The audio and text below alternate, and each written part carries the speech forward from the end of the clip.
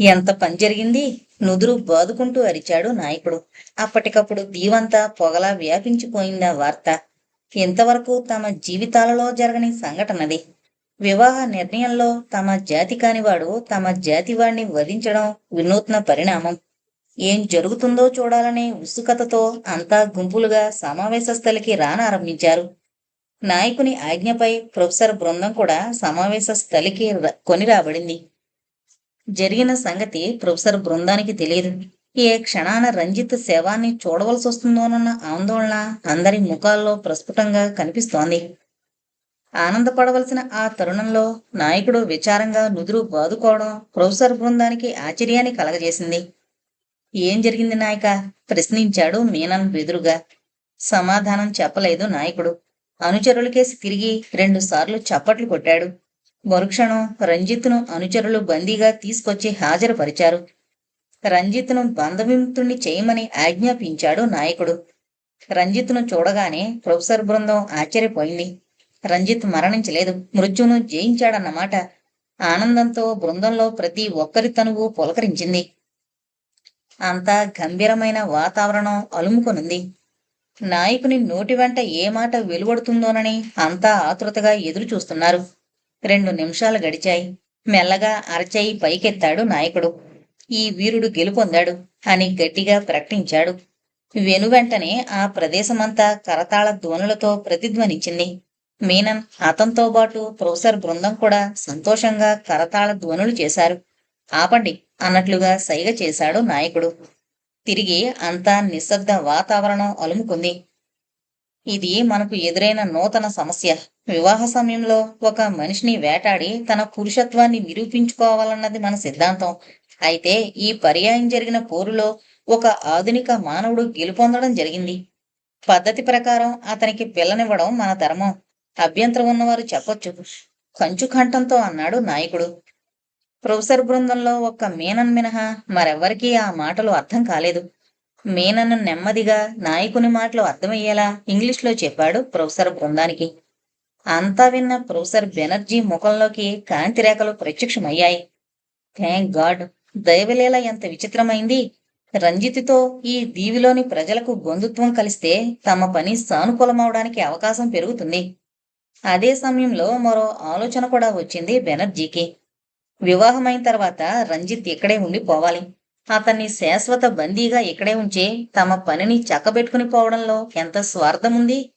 ఏది ఏమైనా ఈ వివాహానికి అంగీకరించకూడదు. దృఢంగా నిశ్చయించుకుని ఆ మాటనే మీనన్కు చెప్పాడు ప్రొఫెసర్ బెనర్జీ. నాయకుని మాటలకు దీవిలో ప్రజలెవరూ అభ్యంతరం చెప్పలేదు. మౌనం అంగీకారంగా తీసుకున్న నాయకుడు మీనన్ వైపు తిరిగి, ఇప్పటి వరకు జరిగింది విన్నావు కదా, అది మీ అనుచరుడికి అర్థమయ్యేలా చెప్పు అంటూ ఆజ్ఞాపించాడు. నాయక, ఒక్క విషయం. మీరు నియమ నిబంధనల్ని చక్కగా పాటిస్తున్నందుకు సంతోషం. అయితే మాదో విన్నపం. రంజిత్ వివాహమైన తర్వాత ఆ దంపతులతో సహా మమ్మల్ని అందరినీ ఈ దీవి వదలడానికి అనుమతి ఇవ్వాలి అన్నాడు మీనన్ నాయకుడితో. ఆ మాటలకు ఉగ్రుడయ్యాడు నాయకుడు. మూర్ఖుడా, అతని వివాహానికి మీ విడుదలకు సంబంధం లేదు. నేను చెప్పిన పని చెయ్యి అంతే అంటూ కసిరాడు. అప్పటి వరకు సౌమ్యంగా ఉన్న నాయకుడు తిరిగి ఉగ్రరూపం దాల్చేసరికి అదిరిపోయాడు మీనన్. గబగబా నాయకుడు చెప్పమంది చెప్పాడు రంజిత్కు. ప్రొఫెసర్ బెనర్జీ తనతో అన్న విషయం కూడా గట్టిగా చెప్పేశాడు. అంతా వింటున్న రంజిత్కు అది కలో నిజమో అర్థం కాలేదు. తనకు మళ్లీ పెళ్లి, 3 నాళ్ల ముచ్చటైన మోతితో పరిణయం ఇంకా మరుపుకు రాకముందే తనకు మళ్లీ పెళ్లి, అందులోనూ ముక్కు ముఖం తెలియని అమ్మాయితో, భాషరాని అమ్మాయితో తనకు పెళ్లి. విధి ఎంత విచిత్రమైంది.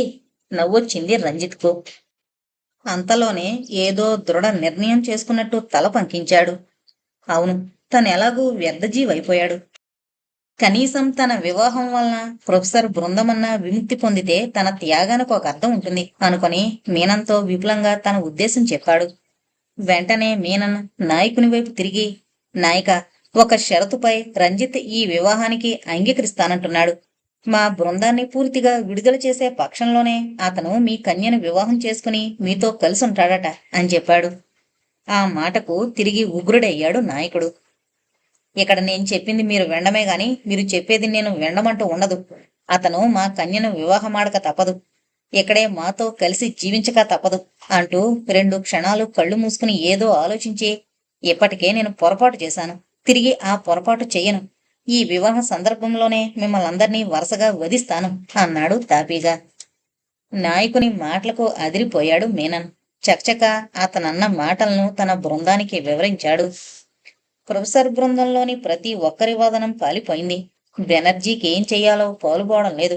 అనవసరంగా అందరినీ ఇక్కడికి తీసుకొచ్చి బలిపశువుల్ని చేశానే అని మదన పడసాగాడు. రంజిత్కి కూడా ఏమీ తోచడం లేదు. పోనీ బృందానికి మేలు జరుగుతుందంటే తనను తాను త్యాగం చేసుకోవడానికి కూడా సిద్ధపడ్డాడు. కాని త్యాగం తప్పడం లేదు, ఫలితం దక్కడం లేదు. హఠాత్తుగా బెనర్జీకి ఏదో ఆలోచన వచ్చింది. మీనన్కు చెప్పాడు మెల్లగా. నాయక, మాకు శిరచ్ఛేదనం తప్పనట్లయితే చివరిసారిగా ఒకే ఒక్క కోరిక తీర్చు.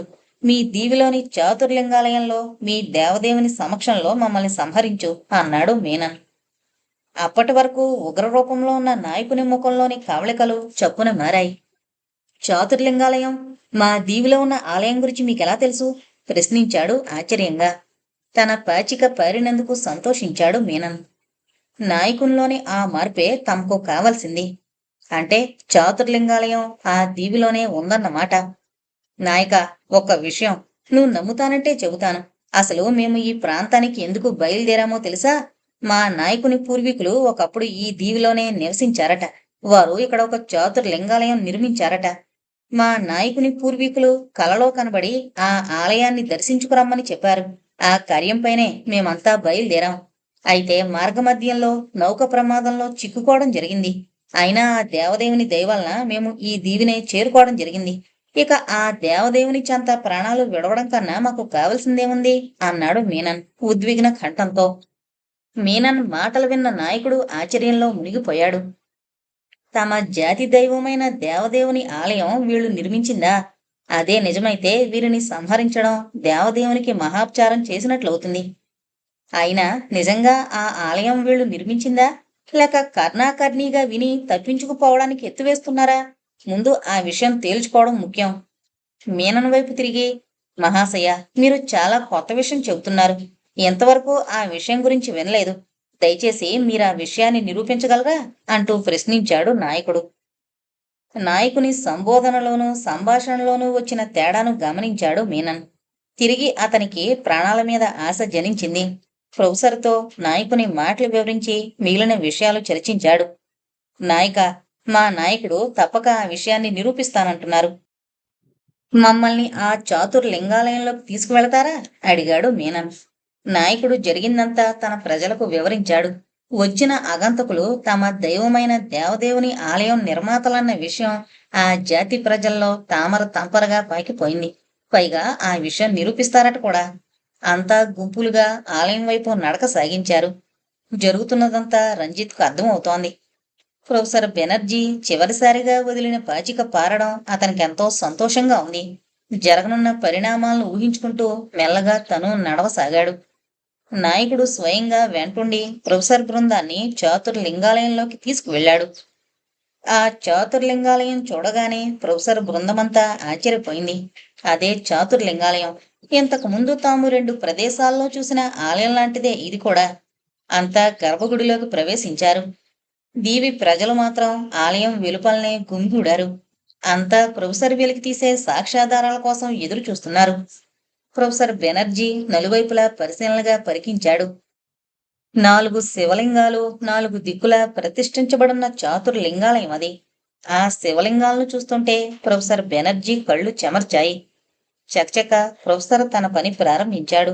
మనసులో ఏదో గుణించుకుని తూర్పు దిశగా ఉన్న శివలింగం దగ్గరకు నడిచాడు బెనర్జీ. శివలింగాన్ని పట్టుకుని గట్టిగా కుదిపాడు. శివలింగం స్క్రూలా కదిలింది. చకచక స్క్రూ తిప్పి శివలింగం ఉపరిభాగాన్ని తీసి పక్కన పెట్టాడు బెనర్జీ. లోపల ఘనీభవించిన హిమంలా మెరుస్తోన్న దంతపు పెట్టె కనిపించింది. నెమ్మదిగా అందుకొని ఆ పెట్టెను బయటకు తీశాడు బెనర్జీ. ప్రొఫెసర్ చేసే పనిని ఆశ్చర్యంగా పరికిస్తున్నాడు నాయకుడు. ఇది నిజమా? కాకపోతే ఎక్కడ్నుండో వచ్చిన ఈ ఆధునిక మానవుడు ఎన్నేళ్లగానో పరిచయం ఉన్నట్లుగా శివలింగాన్ని సమీపించడం, ఆ లింగంలోని ఒక రహస్యపు అరను కనుగొనడం అంతా ఆశ్చర్యంగా ఉంది నాయకునికి. ఇన్నేళ్లుగా తను ఆ దేవదేవుని అర్చిస్తున్న ఆ రహస్యపు అరను కనుగొనలేకపోయాడు.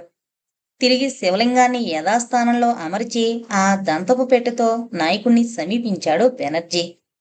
ఆజానుభావుడైన బెనర్జీ చేతిలో దంతపు పెట్టెతో నాయకుని ముందు నిలిచేసరికి నాయకుని తల తిరిగిపోయింది. సాక్షాత్తు ఆ దేవదేవుడే తన ముందు ప్రత్యక్షమైనట్లుగా భావించాడు.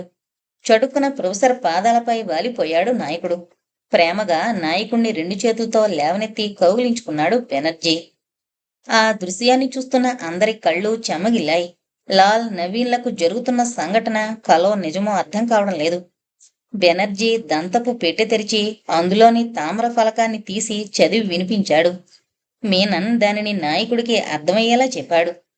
తామ్ర ఫలకంపై అసలు ఉన్నదానిని మరుగుపరిచి అందులో బెనర్జీ పూర్వీకులు ఆ చాతుర్లింగాలయాన్ని నిర్మించినట్లుగా రాసున్నదని కల్పించి చెప్పాడు మీనన్. నాయకుడు మరోసారి ప్రొఫెసర్ పాదాలను స్పృశించి ఎరగక తాను చేసిన తప్పుల్ని మన్నించమని కోరుకున్నాడు. నాయక, అంతా దేవదేవుని లీల, మనం నిమిత్తమాత్రులం అంతే అంటూ అనునయించాడు మీనన్ ప్రొఫెసర్ తరపున వకాల్తా పుచ్చుకుని. అంతా గర్భగుడి నుండి వెలుపలకొచ్చారు. ప్రజలారా, మన దేవదేవుని ఆలయం నిర్మించిన వంశంలోని వారు వీరు. మనకందరకు దైవంతో సమానం. అంతా వీరికి మొక్కండి. అందరికీ వినబడేటట్లుగా ఎలుగెత్తి చాటాడు నాయకుడు. ఇక జనంలో కలకలం బయలుదేరింది. అంతా ఒకరినొకరు తోసుకుంటూ బెనర్జీ ఆశీర్వాదం కోసం పోటీలు పడసాగారు. మోసం చేశామన్న బాధ మనసులో పీకుతున్న తమ పాచిక పారి తమకు ప్రాణాపాయం తప్పినందుకు ఆనందించారు ప్రొఫెసర్ బెనర్జీ. అదే సమయంలో ఇరువురు ఆటవీకులు వేగంగా పరిగెత్తుకుంటూ వచ్చి తమ నాయకుడితో, నాయక, ఆధునికులు పెద్ద నావలో మన దీవిని సమీపిస్తున్నారు అంటూ చెప్పారు. అది విన్న నాయకుని ముఖం జేవురించింది. అదే సమయంలో మీనన్ ముఖం వికసించింది. నాయక, ఆగ్రహించకు.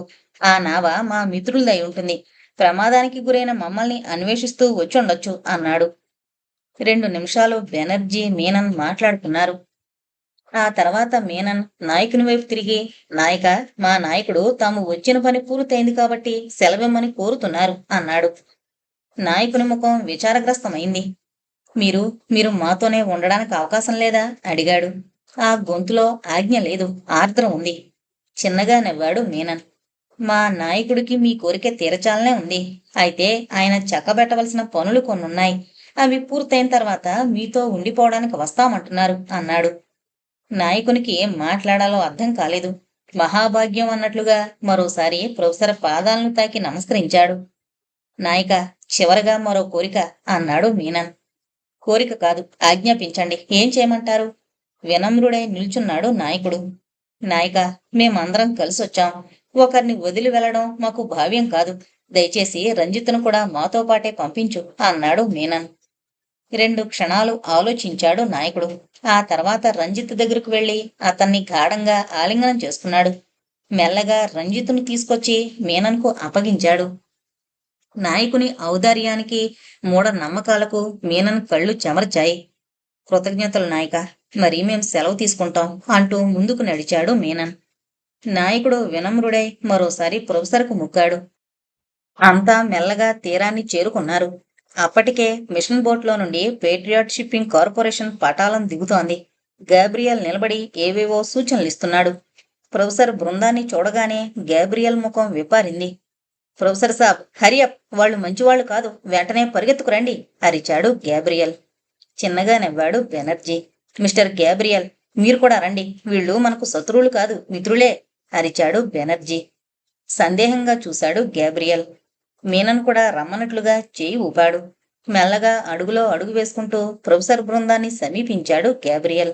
మిస్టర్ గాబ్రియల్, సభ్య సమాజానికి దూరంగా జీవిస్తున్న వీళ్ళు ఇక నుండి మన మిత్రులు అంటూ నాయకుణ్ణి పరిచయం చేశాడు బెనర్జీ.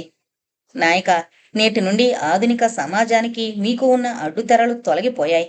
ఆధునికులలో చాలా మంచివారున్నారు. ఆపద సమయాల్లో మీరు ఆదరించండి. తగిన ప్రతిఫలాన్ని చూపిస్తారు వాళ్ళు చెప్పాడు మీనన్. ఆజ్ఞ అన్నట్లు తల వంచాడు నాయకుడు. చివరిసారిగా వీడుకోలు తీసుకుని ప్రొఫెసర్ బృందమంతా బోట్లో ఎక్కారు. ప్రాణాలపై ఆశ వదులుకున్న ప్రొఫెసర్ బృందం నవజీవాన్ని పుంజుకొని తిరిగి ప్రయాణమయ్యారు. వినమ్రులై తల వంచి నమస్కరిస్తోన్న ఆ దీవి ప్రజలందర్నీ ప్రొఫెసర్ ఆశీర్వదిస్తుండగా మెల్లగా బోటు కదిలింది.